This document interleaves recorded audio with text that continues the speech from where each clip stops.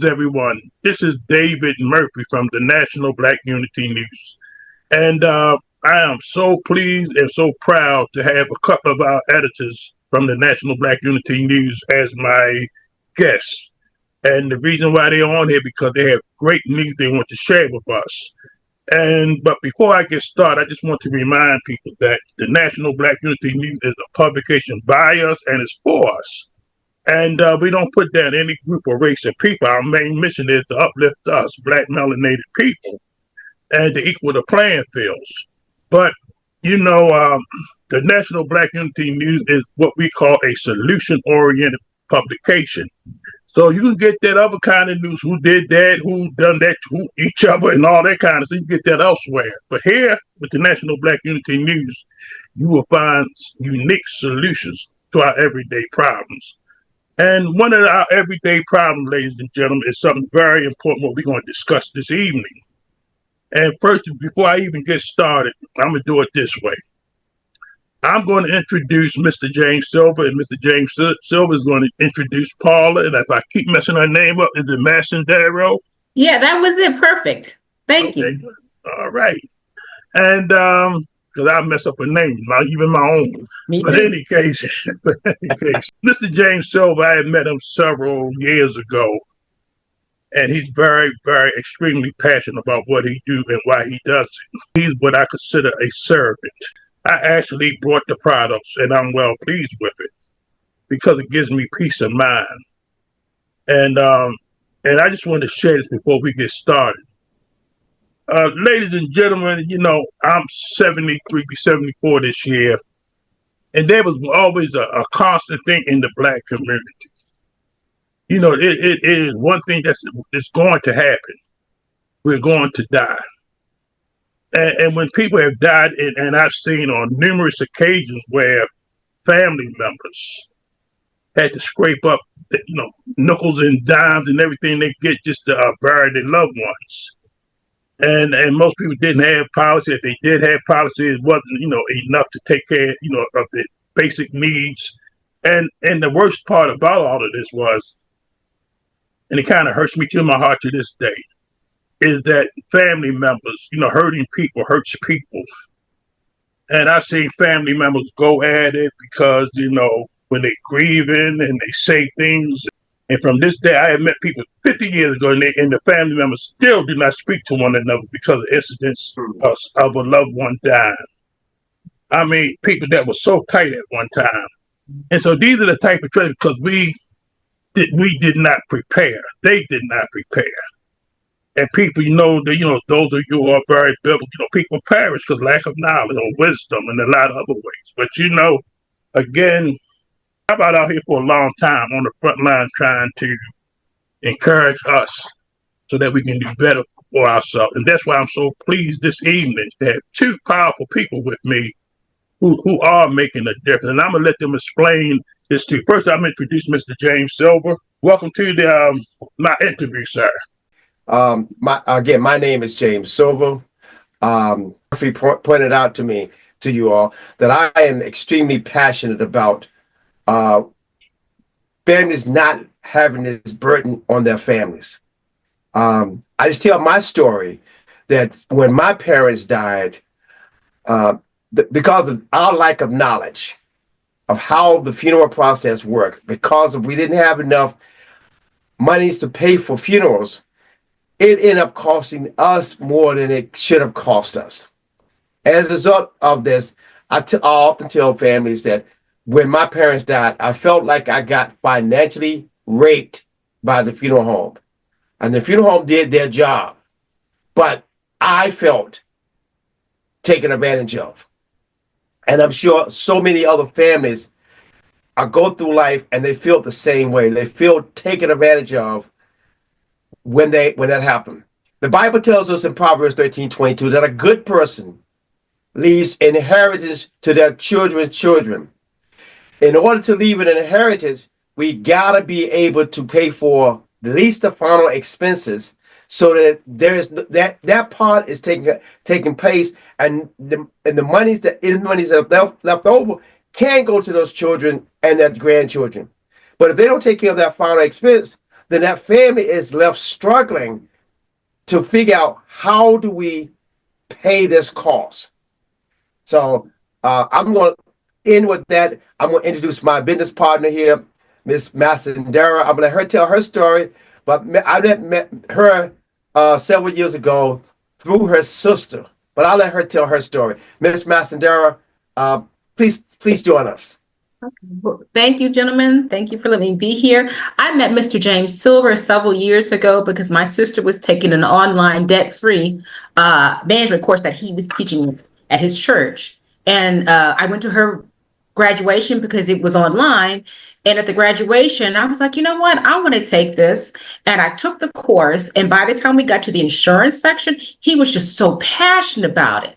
And I was like, this is somebody who really believes in insurance. And it just came through. So I said, you know what? I'm going to try this because I was teaching in high school at that time. I said, I'm going to try this. I have some time in the summer. And I studied and I got my license. And I said, wherever Mr. Silver goes is where I'm going. So that's why we're here today. And because of him, we're helping families. And it's helped me because my background, I am a mental health nurse and I teach that at the community college. But I also do life insurance. And it is something I absolutely love. I love educating our people. Like you were saying, we don't like to talk about death. We don't like to talk about two things, mental health and death. But both of them happen. And increasingly higher numbers. And look at what's going on in our environment right now. People are going to be needing those services. So we have to get over our taboo of not talking about it and dealing with it. We can't put our heads in the sand and then end up with, like Mr. Silver said, trying to do crowdfunding, GoFundMe's and things like that and start fighting because I'm the favorite and mama said this and mama said that and being taken advantage of at the funeral home because we are grieving emotionally. But that leaves us vulnerable to be taken advantage of financially. Okay. Well, I'm glad y'all, express, why, what for, some of the how comes while you're doing some of the things that you do. But let's get to the heart of this matter. When it comes to financing, health insurance, all types of insurance, people, like you say, they don't want to talk about that. And Mr. Silver, you mentioned something about children's children, and that's I say that quite often. They say a good man leaves his inheritance to his children, just to be a good man. But but I also know I was told many years ago that other ethnic groups of people have always pulled their resources together, and they take care, and that's how they actually generate wealth. Not only do they leave, because they understand that principle. So when someone goes on, they don't take the debt and put it on the family. They bring to their children. They bring health and wellness, financial service, and everything else to their children. And that's why I'm so pleased to have you both on here tonight, because this is the talk that we must have, we need to have, and it's going to happen whether we want to talk about it or not. And so, first of all, any one of you two can jump in. I'm just going to ask a series of questions. First of all, what is some of the feedback that you both are getting when it comes to having this conversation about the type of services that you provide? Is it like you say? I love the way Paula said this. We stick our head in the sand. We just don't you don't want to talk about it. But since we're going to have to talk about it, because like I said, it's going to happen. What would either one of you suggest that a person do? We will be back after this message. The one thing that we get a lot, if we talk about this, that means I'm going to speed up my death. Like we have some control over when we die. We are Christians. I don't believe that we have control over when we're going to die or when we're going to live. All we can do is just pray to God and ask God for another day. But we don't have any control over. If I talk about this, that's going to speed up or expedite my death.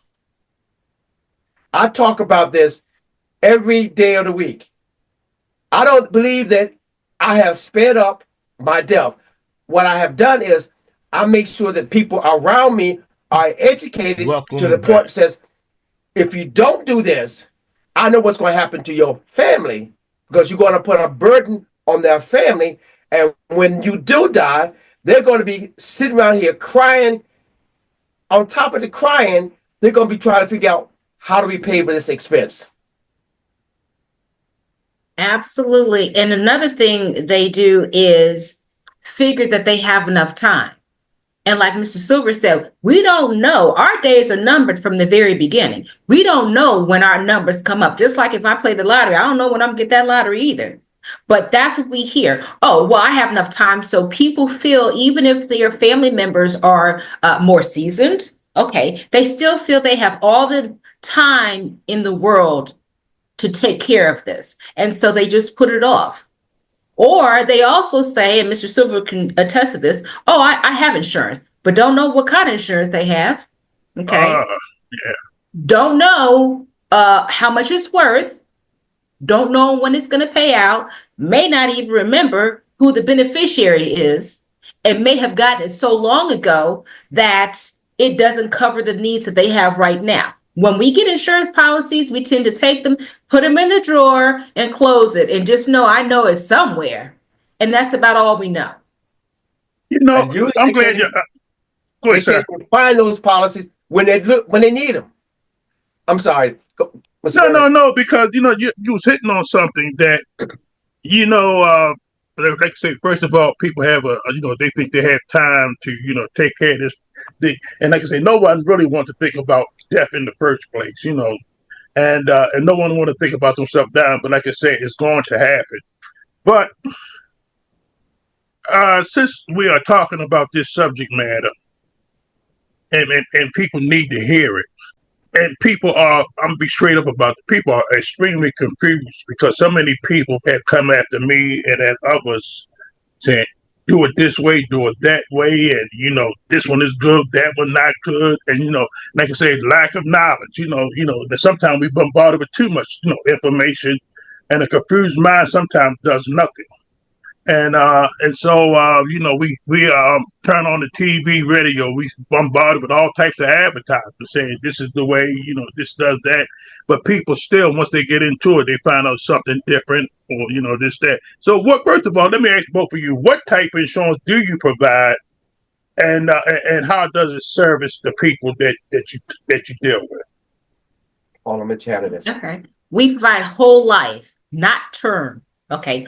Whole life for exists for your life. Okay. And how does it serve them? Because we do we sit down with people. First of all, you need to be educated. We need to find out, what are your needs? This is not a one size fits all. I'm not going to get it in the mail, send it, have no questions, don't understand what I'm getting, get a policy back, and to find out that I don't know what it means. I don't know why I need it. I know a little bit, but I'm not educated. So what we do is sit down with people and find out, first of all, what their needs are, get to know them, and then we educate them on how we can help them. It's not a one size fits all. So what you may need, depending on the services you want and what you're trying to do, may be different than what Mr. Silver needs. Okay, so we're going to sit down and meet those needs and make sure that you understand what it is you're getting, how it works, how does it benefit your family. We're your agents for life. All it takes is one phone call if you have a question.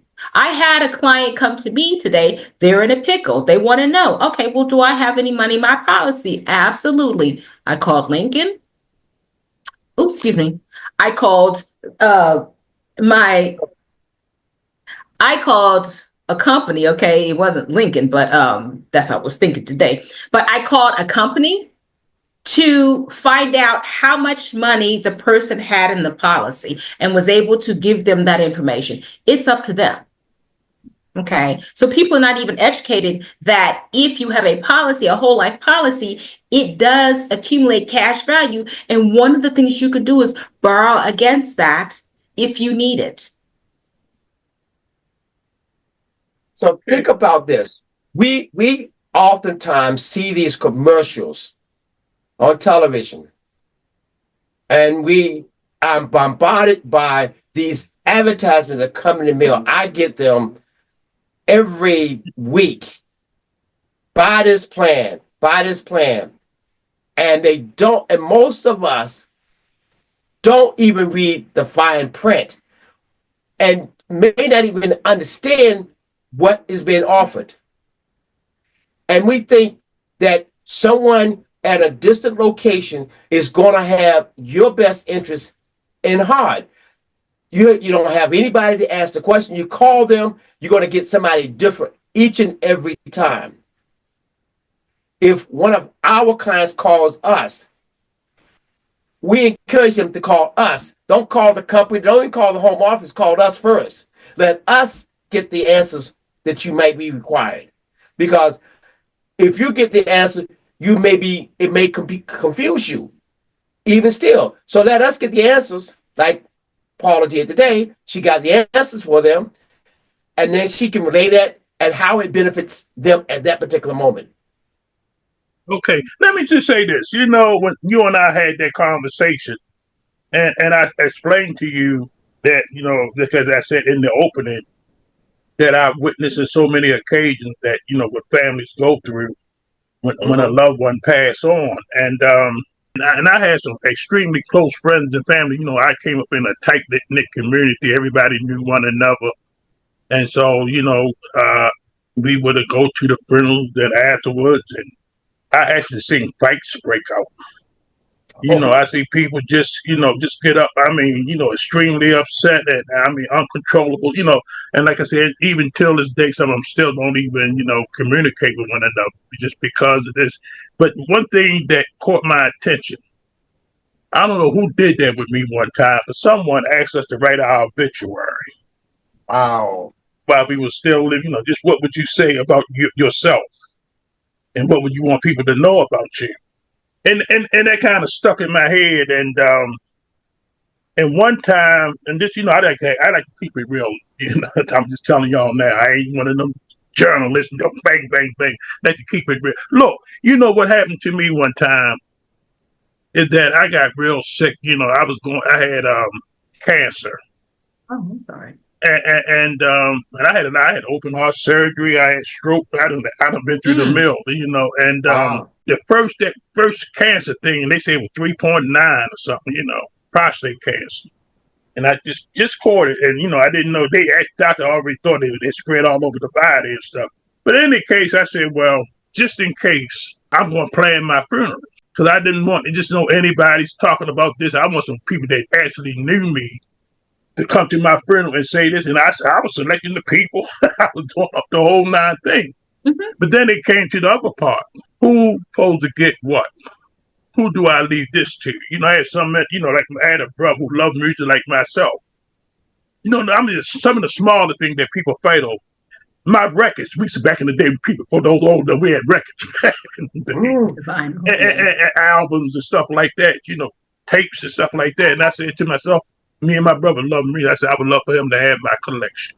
So I was just itemizing all of this different type of stuff, who deserved this and who didn't too. So and it's mind-boggling, what you accumulate over time, and like I said, all of these different things. I'm living in my grandmother's house. She's long gone, but we still have all of this. We used to call them wood knots and all, because she hoarded that kind of stuff, all kinds. And I know some of it probably has some real value to it. And but when she passed, the family came in. We have large families, a whole bunch of us. But they came in this house and was ravaging and taking this, and like I say, some was getting upset. But I should be, and all of it. And I witnessed first. I sit back and just watch. Mr. Silver explained to me. He gave me documents, even when it comes down to buying coffins and everything else. All the way. To find stuff that people going to have to go. They're going to have to deal with this kind of stuff. Stuff like you said, especially at a time the way Mr. Silver explained to me. At a time when you're grieving, you're going through it, and then you got to make all of these decisions and stuff. So y'all kind of break that down, how your services work when, as I just mentioned, how y'all break this thing down, leave your family in debt or something like that. You want to make sure your family's secure, even in life you want to be secure, but in death even more so, because now you can't contribute any longer. So y'all break that down. Some of them things that y'all do for individuals. When y'all had that fireside chat, when you sitting at that kitchen table, living room, and finally had to open up about that that conversation that most don't want to have. But when you do have it, and you start telling, breaking this stuff down to them. So how, y'all enlighten us your technique and why y'all do what you do, and how y'all can take care, y'all can help people dot their I's and cross their T's when we have to deal with death in a family. Okay, I'm gonna start out with this. The first thing that we do is we believe in planning. What you did was plan. You put down what you want. Mm-hmm. If you don't know what you want, your family don't know what you want, and they can't even have the property do this if they have a plan of some kind of action to do. If you give them some instructions, say, I want this, I want this, I want this, it leaves them with, oh, Dad wanted this, Aunt wanted this, Auntie wanted this kind of service, she wanted this kind of casket, she wanted this kind of dress to wear.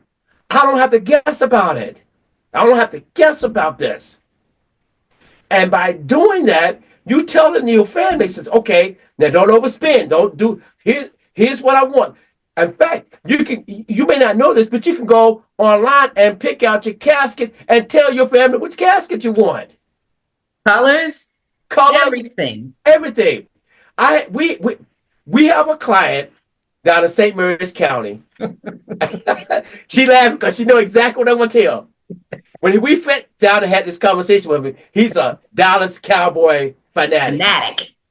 Okay? He says, I want a Dallas Cowboy casket. Okay? I said, what do you mean, Dallas Cowboy? I want this elaborate casket, the wrap of the casket. Because you may not notice, you can wrap caskets like you wrap cars. Mm-hmm. Okay? So at the time, I didn't know anything about it. I don't think Paula knew anything about this either, right? So we went online. We found a company that does wrapping of the caskets. And I think what it came back to $10,000 or something like that. It was $10,000 because he made me look it up, get all the information, and write it down to make sure that he had it. So when we go back and tell him this, he says, oh, I didn't know it was going to cost that much. Well, what did you expect? So then he says, okay, if you're going to do this, you need to put enough money in the policy. Because if you tell your family that I want this Dallas Cowboy casket, and they see the price of it, they're going to be saying, heck no. And they may use some little stronger words than that. Yeah. Okay? Are we not doing that? Okay? So the first thing is the planning. Okay? Who do you want to invite to your funeral? There might be people who say, oh, I don't want that person because I know if I get that person at the funeral, we're going to have all kinds of problems. And can I add one thing before in the planning? One of the things we ask people is, does your family know what you want for your services? And it's not just about knowing verbally, it's about putting it in writing, like Mr. Silver said, because this is the thing we forget. When you are dead and gone, and you have to do that planning in 3 to 5 days, and they're asking you 72, 75 to 100 something questions, what you agreed with your loved one is going to go out the window. You may not even be able to answer some of those basic questions because you're so overwhelmed and grieving. That's why it's important to write it down, for you to plan in advance. That takes all of that off of your family members, because now we don't have to fight because I'm mama's favorite. And they said, mama said this and mama said that. And that's what's leading to the fights. Oh, we got to get this, we got to get that. And what we forget about is really the funeral is for the living. The dead are buried and gone. But it's better to do it in advance because you know where they're going to be mentally. And that's when they're the most vulnerable. If you can take that burden off of them, it's a big thing. Plus, you take the time to make your funeral, we know you won't be there, but you make it what you want to be done, the way you like it to be done, and then they don't have to worry about it. Have that in writing so they're not trying to remember, in addition to making a lot of bad decisions. Well, that is so powerful. That is so powerful. But go ahead, Mr. Silver. I just want to let you know that when you shared that with me, it first, it made me think about a lot of stuff. That normally like you say, things that you have to deal with. Like Paul was just saying, and at the same time, the way my mind works is this. See, I have grandchildren, I have great grandchildren, leaving the heritage to them as well. And how do it's when you have large families and stuff like that, and I think it is so great and so wonderful that if families knew sit down and had these type of conversations, and those individuals plan for what they want, because like I say, you won't be able to please everybody, so that's not going to happen. But it does cut down on the squabbles and the misdirections and who do this and who does that. And but again, getting back to both of you, and this is something personal I want to ask both of you, because everybody, like, I chose to go into media to help people. See, media is a powerful tool.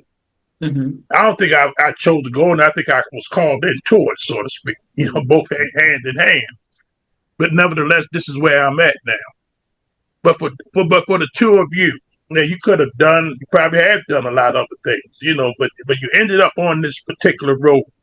And can each one of you take a 3 minutes and explain personally why you decided to get into that, and what was the reward for doing so? Like I said, when I was in the debt management class and Mr. Silver got to that point, he was just so passionate about it.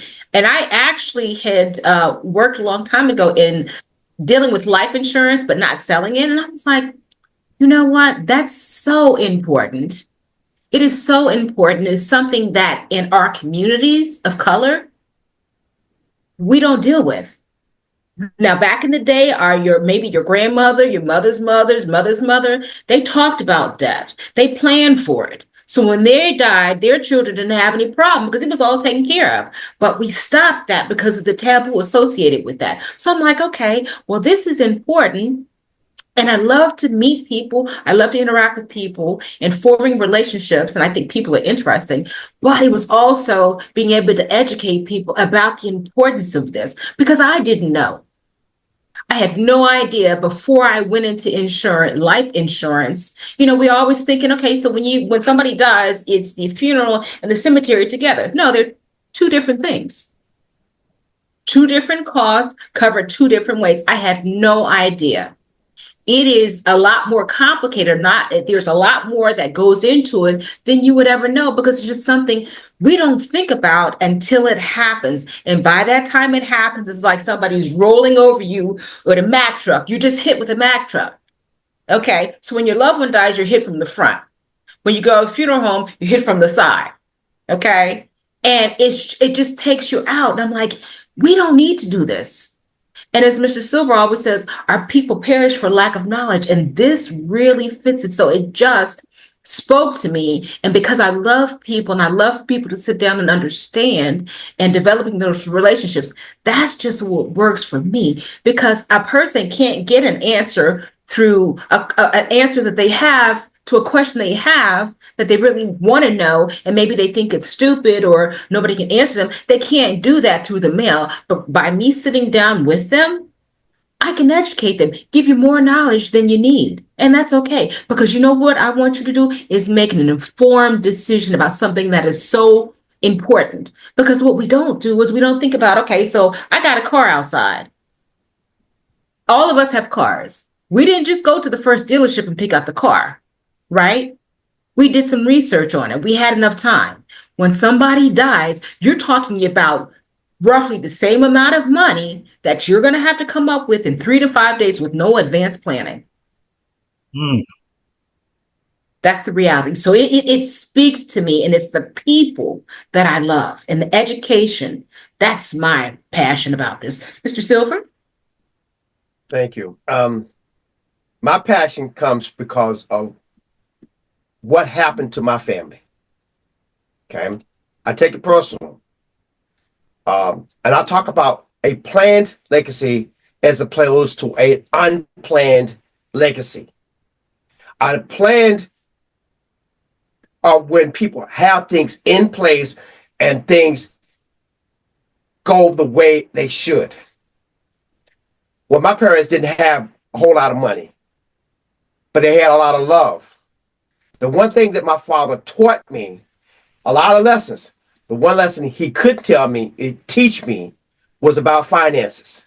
If you don't have the knowledge yourself, you can't teach somebody else something you don't have.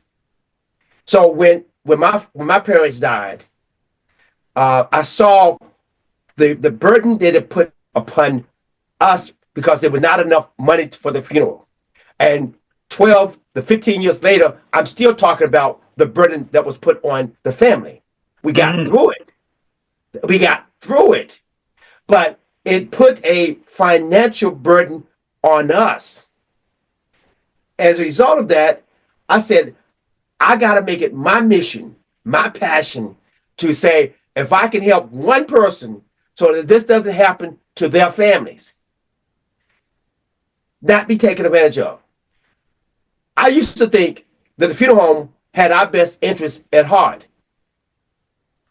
They are business like any other business. Mm-hmm. They're there to make money. And their job is to separate the family from their money. That's their job. So if you take large policies into a funeral home, I can tell you that they're smiling all the way to the bank. Because they're going to make a large sum of money commission-wise off that sale. Because it is a sale. People don't think, well, this is a sale. Like buying that car is a sale. And most funeral homes are going to try to upsell you on a different product so they can make more money. If we understand that, we go into the funerals homes with a different attitude. So the first part of what we do is that planning piece, knowing what we got to have. And the second thing is we come in, and when somebody dies, we say, okay, you don't have to go to the same funeral home that you've always have gone to, your family's always gone to. Just because Jimmy Joe down the street, we've been knowing them all our lives, they may not have our best interests at heart. Mm-hmm. So the casket's probably one of the most expensive things that you're going to find at the funeral home, and at a fraction of the cost that the funeral home is going to sell it to you. Would you not want to know that? Because the funeral home is not going to tell you that. By doing that, we help families save an average of 80% on that cost by shopping around. And we help them shop around for that. We help them shop around for funeral homes. Funeral homes, we can help you save 30 to 40% on the funeral costs by shopping around. Like Paula mentioned earlier about buying a car, we do the research. If you don't have any knowledge, you're going to go to the same place that you've been taken advantage of before. As a result of that, that's going to cause you to lose some money. The last thing that we do is we do a contract review. Here's the contract review that I wish that I had had when my parents died. Our company would say, when you get that contract from the funeral home, compose yourself. Compose yourself. Step outside the funeral home, take a picture of it, send it to us, let us go over that contract. Now, here's the thing got me. Now, I live here in Maryland. My family lived in Hampton, Virginia. I drove to Hampton. So why do I need limos to take me to the church? Why do I need limos to take me to the cemetery? The limos are $450 a piece. They said, it's 6 of you all, and you got spouses, you need 2 limos. That was $900 that we spent that I didn't really have to spend. And then they say, well, your family been a part of this community for a long time. Don't you want to put this in the newspaper, like in the Baltimore Sun or something like that? The average cost of obituary column is anywhere between $400 and $1,200 for the obituary column. If you don't know this, you go along with what you've been doing all the time. It's our job. my job, Paula's job, to fix that. We will be back after this message. Exposing the hidden power of insurance for Black Americans?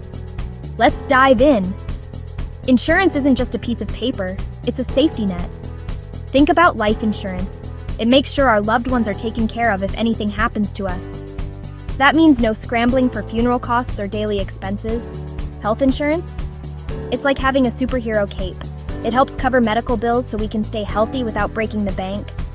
And did you know that only 54% of Black Americans have health insurance?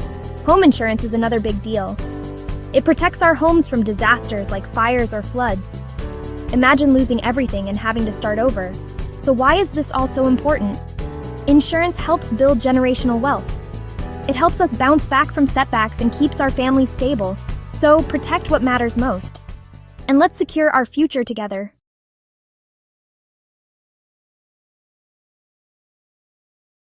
Welcome back. Like you say, 'cause back in them days, they prepared.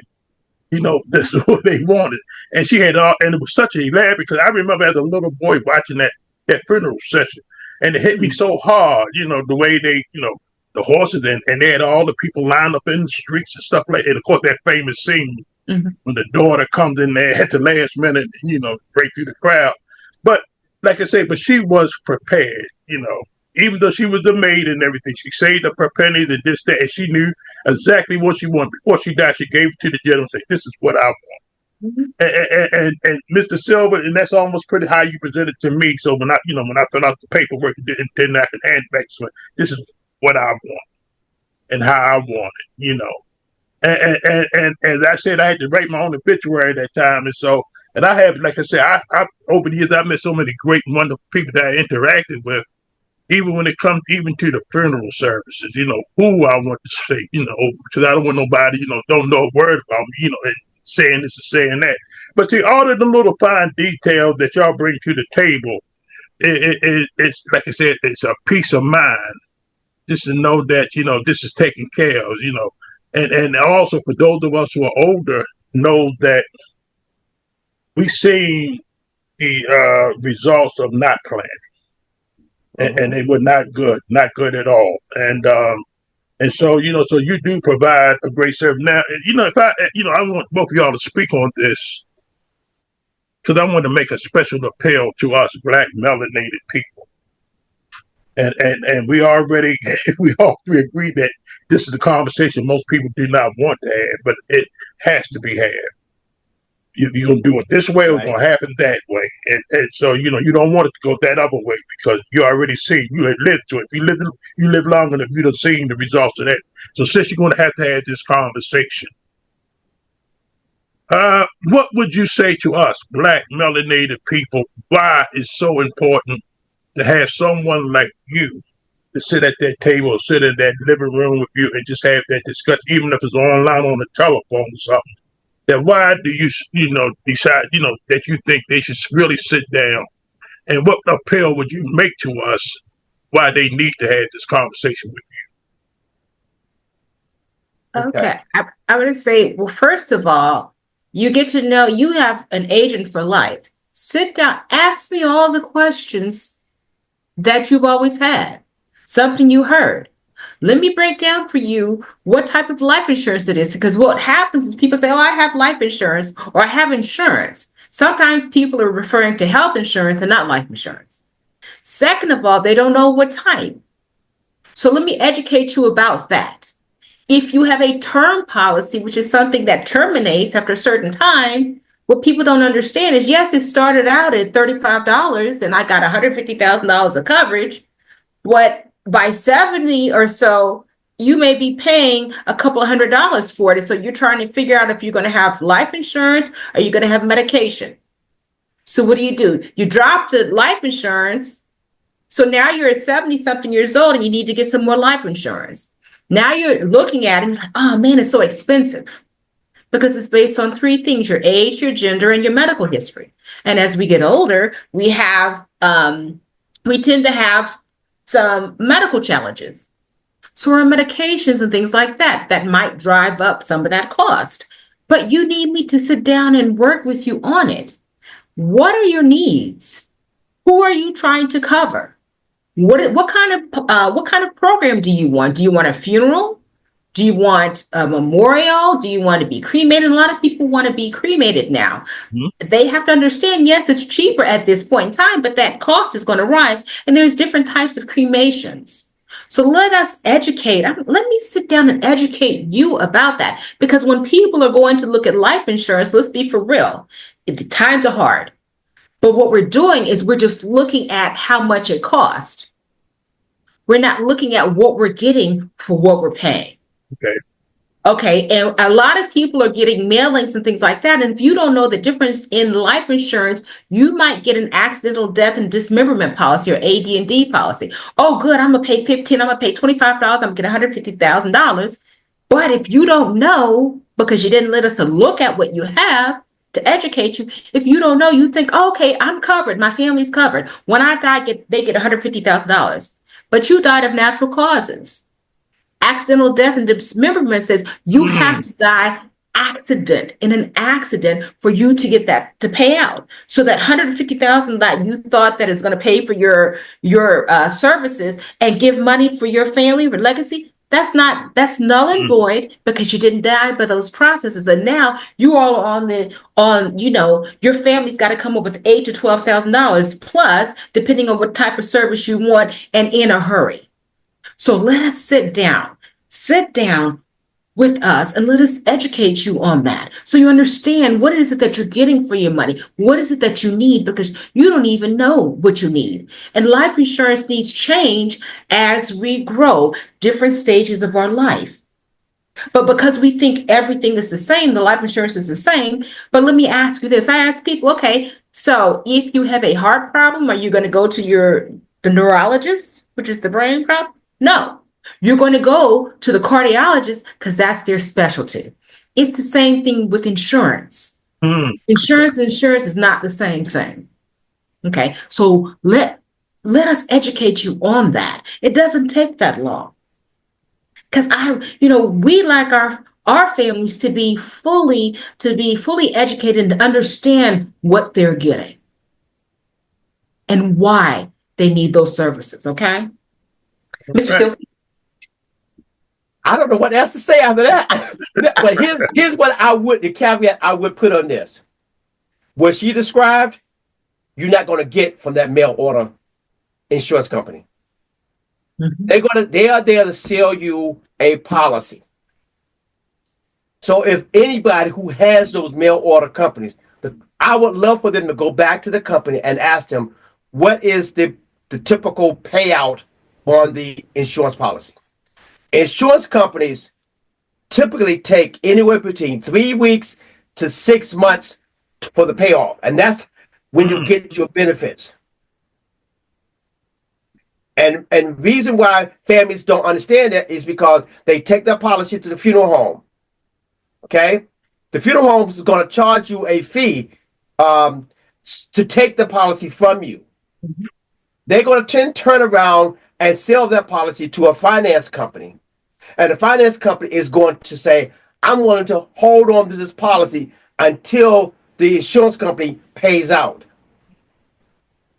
If that takes 2 months, if it takes 3 months, whatever time it takes, if there's anything left after we take our fees, then we'll send something back to the family. It's all about the money. And if you're willing to do that, you keep your policies. But if you're not willing to go through this process, you need to talk to somebody like myself or Miss Paula here to at least have this conversation, because all agents are not going to tell you this. Most agents are going to tell you, you need to get this policy, and this is the policy, and this is why you need to get this policy.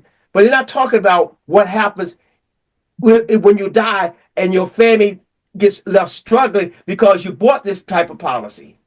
And now they still got to wait for the policy to pay off. Okay. Well, let me ask you both this then.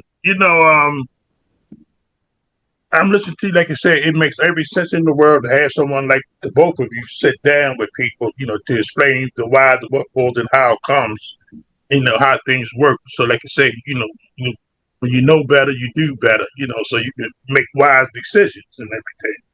But that, like you say, that's a big industry, that y'all involved with.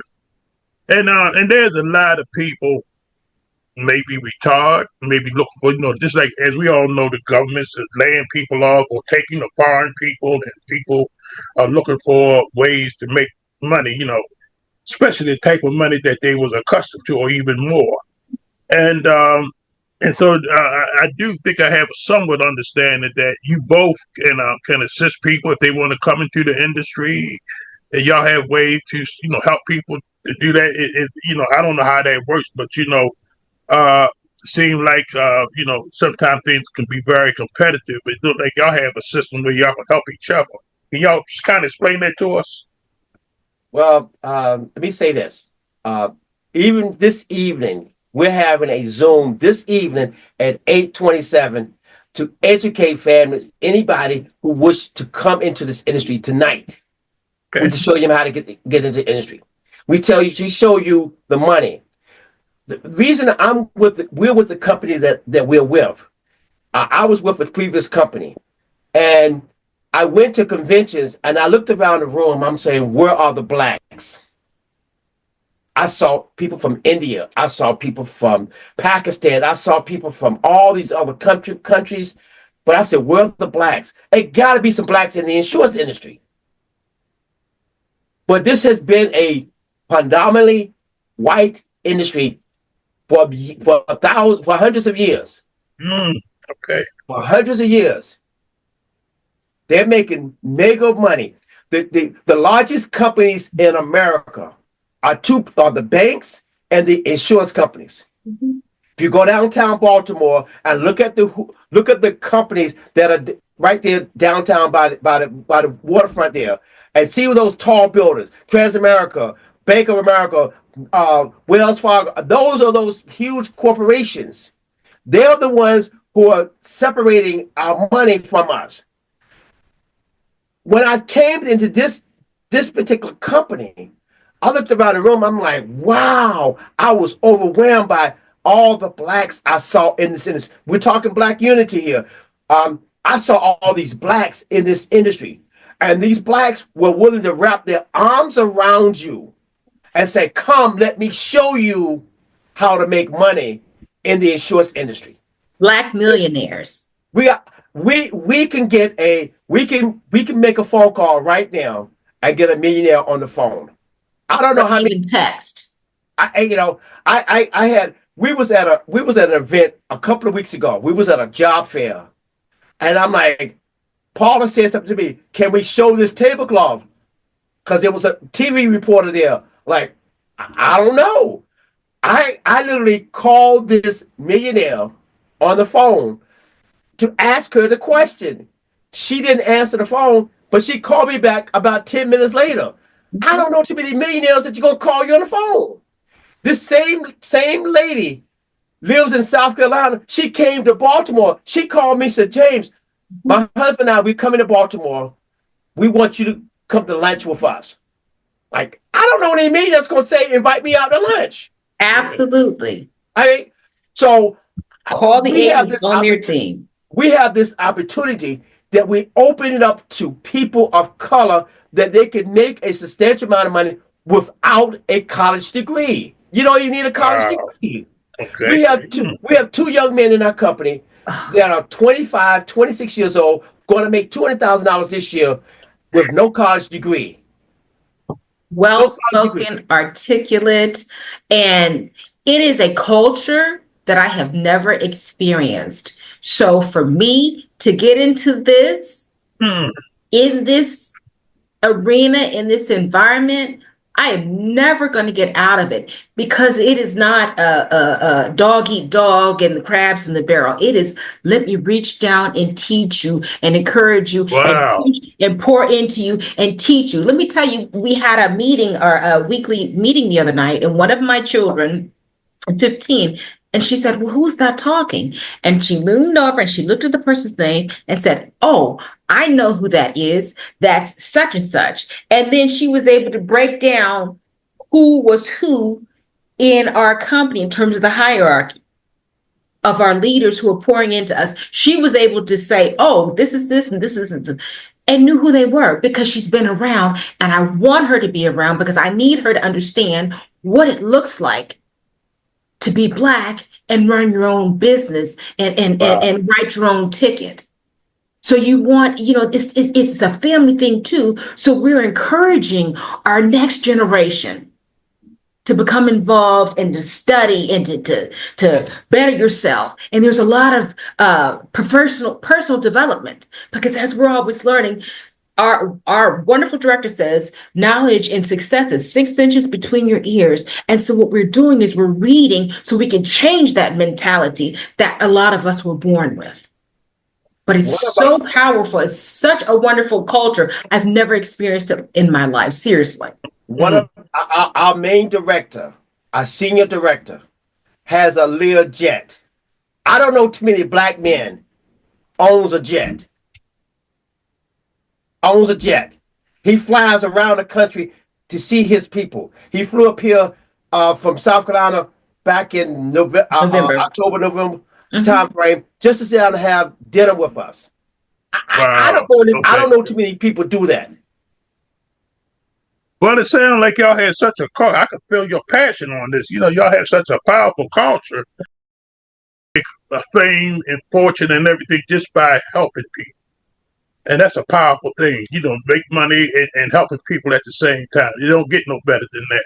And but the most important thing with what I see that you're both doing is that the education that you give, the knowledge that you share with people. I know, but from my perspective, that's why I want to have this conversation with you. Is this? We have been bamboozled. Over the years, we Black, people, we have been taken advantage of. I've seen my own uncles and aunts paid on these policies for 60 years to bury them, and we still had to come out of our pockets and stuff. Yeah. This thing here, we didn't even know that we had to dig to find the policies and stuff. So like all this stuff y'all say, I'm listening to you, but I relived it, with so many things, having a real person who truly cares about you. And not only when you have your homegoing services, but you're gone, but the biggest thing is what you leave behind. And that's peace of mind for one thing, that I see an individual who does that. If they really love their family and want to keep that family intact, you need to do this, have that stuff taken care of, because if you don't, we already know what's going to happen. But the second thing is too, is that there's been a lot of industries that has been closed off to us. We are considered as consumers, but to what you two are doing, and I'm so well pleased about that, is because you help others. You just don't put there. You lift other people up. Like I just heard the passion you saying about the network, about the company, and how you support one another. And these trying days and trying times, like I say, people are losing jobs and don't know where to go, don't know how to go. And it's so good to know that we have people like yourself out there that willing not only talk to individuals, but help those individuals so they can help themselves. And at the same time, while they're helping themselves, they're helping a multitude of people. And like I say, it's just a powerful thing. And I truly, truly appreciate you both, because like I say, oftentimes, see, people don't fully understand sometimes. Sometimes they just see you here, I'm an insurance agent, this, that. But see, they don't know sometimes that you care about them. You care about their future and their children's children and everything else. You providing a service to them that is so powerful. It's, like I said, it's going to happen. But you can make that transition so easy.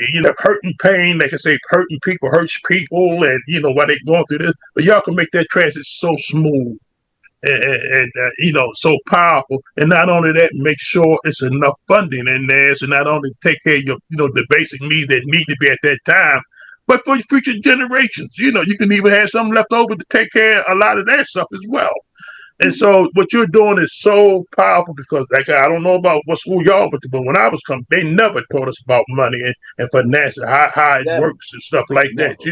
I'm just here, I'm 70 years, I'm just getting education about finance. I'm beginning to see now, we should have been hip to that a long time ago. But like I say, but it's never too late. Yeah. Never And too late.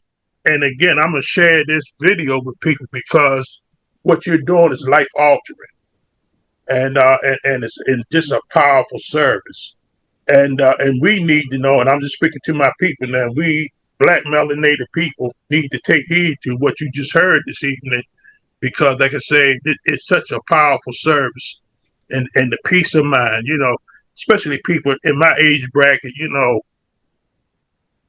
I have children, great grands, and everything else, and I love them dearly and everything. And the Bible quotes again, a good man leaving her to his children, just to be a good man.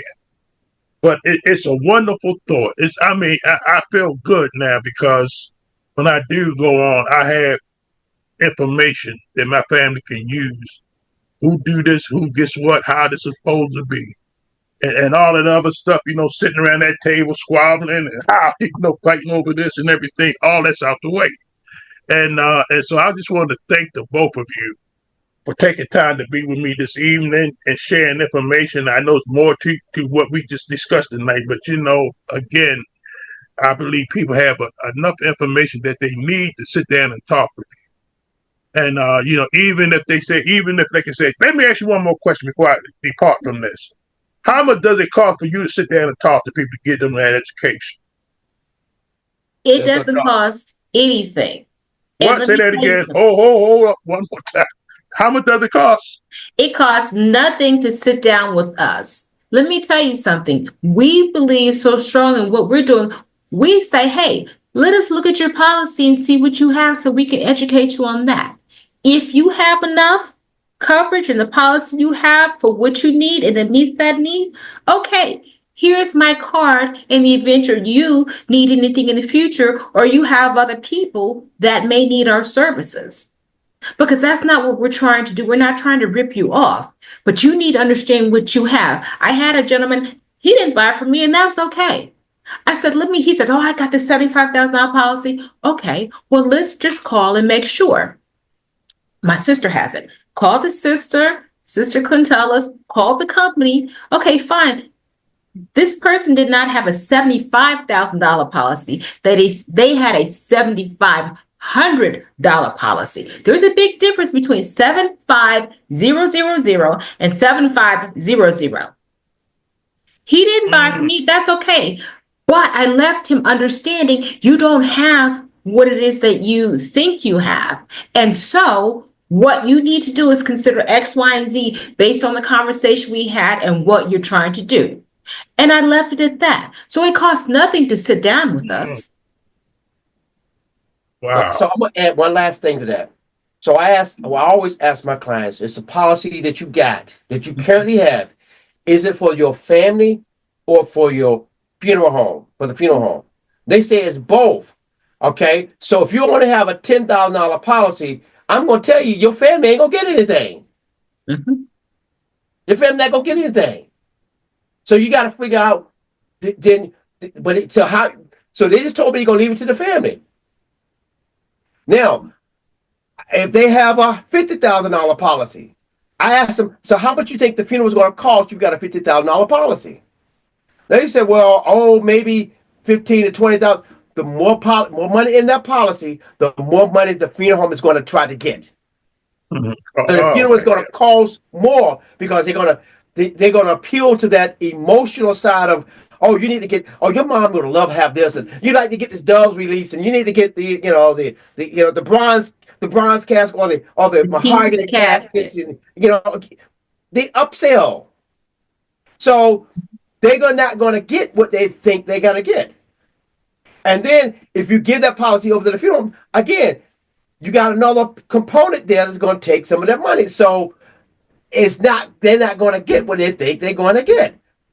Mm-hmm. And like you said earlier, it's a business, and they're going to try to extract as much out of you as they possibly can. Ain't nothing personal. It's business. It's business. It's all business. So let me ask you this, because this is one thing we try and get people to understand when we're trying to help them and saying we can help them save on the cost of merchandise. How many funeral homes have you gone to that have a warehouse attached to them? And if the answer is none, they have to order that casket just like you can with our help. The difference is in the markup. Not one funeral home has a warehouse in the back where they're going to go out and pull that casket. It has to be ordered and sent to the funeral home. Same way, you can work with us and order the casket and have it sent to the funeral home. Wow. Without the markup. Okay. But these are the things we don't know about because we don't talk about death. I learned it going into the industry. And again, because of the passion Mr. Silver said, wherever he goes, I'm going with him. I've been tagged along ever since. Well, I can understand that again, because like I say, what you both provide to the community and to our people is such that I'm going to tell you something. I am what some would call the last man standing. I'm talking about from when I was a teenager, all the buddies and stuff I hung around with and everything, all of them gone, you know. Wow. And of course, I attended their funerals and stuff. I stood afterwards, and I sit there before they had the funeral and with the families and stuff, you know. Most of the time, we had to pull resources together, you know. And I had to defuse so many fights and battles and stuff, you know. And I, you know, like I said, I had firsthand knowledge on many, and I came up in the hood, so we lost a lot of people. And even in my own family, we still have members of our family still angry with one another because of certain decisions that was made, you know, and brothers and sisters and all of this kind of stuff going at each other. And a lot of that can be eliminated just because they can sit down and talk to somebody like yourselves who can straighten this thing out. And when the time comes, and which is going to come, that, you know, it'll be so smooth. And most important, you know, it's good that, you know, the family want thing, but it's what you want, how you want to go, what you want the person to have. And see, that's the most powerful thing I like about this thing, what y'all doing. You get to decide how you go. And some people worked all of their lives and stuff and accumulated this and accumulated that. I love music. Like I say, that collection I have, if it went to the wrong person, it's going to get tossed out. Yeah. You know, somebody could have really had value to that. My brother would have loved it. He would have more value to that. You know, he would appreciate it and use it and everything else. And so those type of things now, you know, that you guys provide all of these services, just not a conversation, but it's such a thing what I call peace of mind. And it's a powerful thing. And I just want to thank you both for taking time with me. And now I got a little bit of better understanding about who you do and why you do it. But then again, I'm quite sure those who will view this video will get a better understanding too. And I believe they should. And if anybody with common sense would need to sit down and talk to you, I'm serious, because that is extremely expensive. You know, we come into this world, it's expensive. When we go out, boy, you paying the price. And somebody gonna pay the price. But if you're gonna spend that kind of money like that, at least have knowledge. You know, just even the information you shared about the caskets, you know, you can cut out that money. That could be hundreds, thousands of dollars, just that alone, you know. That could have went into one of your family members' pockets or something, or paid off one of their bills or something. Mm-hmm. You know, but again, Mr. Silvers, and I'm gonna just call you Paula. I ain't gonna mess it up. I got it right the first time, but I ain't gonna mess it up this time. But you know, again, I just want to say to the both of you that I appreciate you, and I'm more than positive the people that in the National Black Unity News would appreciate you as well, and those who see your information in the National Black Unity News would appreciate it as well. It goes all over the world. But let me ask you one more question before we depart. Is it just here in Maryland or wherever you at? And where can you, what is your service areas? I am New Jersey, Maryland, Virginia, Georgia, South Carolina, North Carolina, and Washington, D.C. Okay. My area, I do Maryland, Washington, D.C., Virginia, North Carolina, South Carolina. Okay, great. Okay, with any parting words from, you know, if you want to share anything up there, I may not have mentioned or anything like that before we depart. I was going to say, one of the things that we encounter, and I thank you for giving us this platform to talk, okay, because we appreciate being able to get the word out. One thing I would like to say is One of the things that we run into a lot is if you sit down, if let's say the mother or the father asks, who may be, a little bit more seasoned, may ask for the information, we sit down with them and we go over the presentation, and they'll say, oh, wait, I got to check with my son or my daughter, who are not making their decisions, really. But, it's some hesitation. And what we find sometimes, or a lot of times, is that the son or the daughter is like, I don't want to talk about it. No, I don't want to do that. Okay. And then what happens is, and that's an opportunity, we like to incorporate them as much as possible so they understand. But a lot of times we find that pushback and then they don't get it. And then they end up in the hospital with some kind of major illness. And now we want to get insurance. And now it's a problem. Okay. Or if we put it off until we are close to that age where we're not going to get insured, then we're upset about the high cost of insurance. Okay. So we have to think about what we're willing to do and what is the payoff. Yes, sometimes it's not as always comfortable to pay it, but we have other things that we spend a lot of money on. If we're spending $100 and something or $200 something, I was spending $200 something on cable until Mr. Silver said, okay, well, Paula, this is how you can do it. Now I'm down to $90 a month. So the difference between that $275 I was spending and that $90 I can use on insurance and other things. Yeah. So we have to think about our budget, and are we using our money wisely? Is it working for us? And the other thing I was going to say, leave you with, is if people don't understand the lack of getting life insurance, ask your pastor or your minister how many times they've had to pitch in to help one of their members pay for some homegoing services. That's why we need to get with them too, so they understand. And that's all I have to say. Thank you again for giving us this opportunity. I really appreciate it and what you're doing. Thank you. Thank you so much. I truly appreciate this conversation with you, sir. I don't take it for granted. We truly appreciate what you do and what you have accomplished in your life and how you have helped so many people. But if I had any parting words with this conversation is, I would tell every person who has parents under the age of 85, have the conversation. Mm-hmm. Go have your parents pull out the policy. Look at it. If you don't understand it, call one of us. Mm-hmm. Let us sit down with you all, the three of us, the four of us, and have a conversation with what they have. Because if they don't have enough, it's going to put a financial burden on that son or that daughter. Mm-hmm. And I wish that I could go back 40 years and have this conversation with my parents. I can't do that.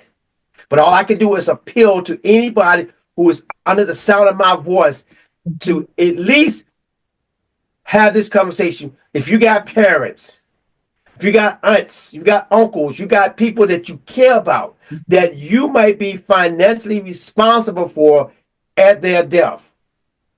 And we talk about death. We don't call it passing on or when you pass. We call it when you die, because you're going to flat out die.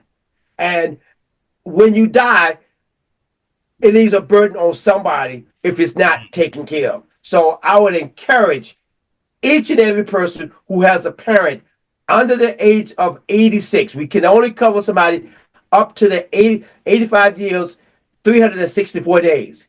When they turn 86, the insurance company says, we can't cover you anymore.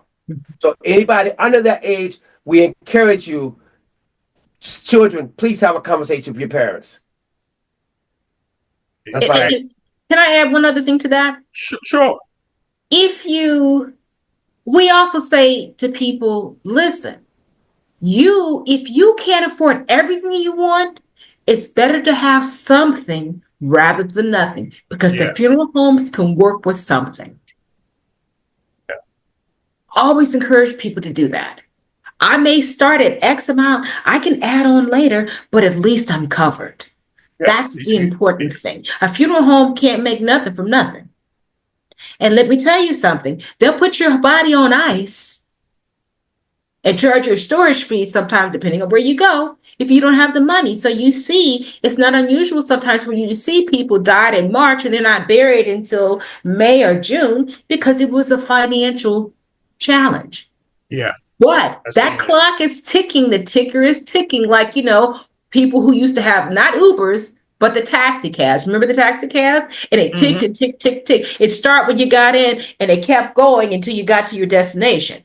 It's the same type of thing. If you get your car towed, it's going to be running up a fee until you pick that car up out the lot.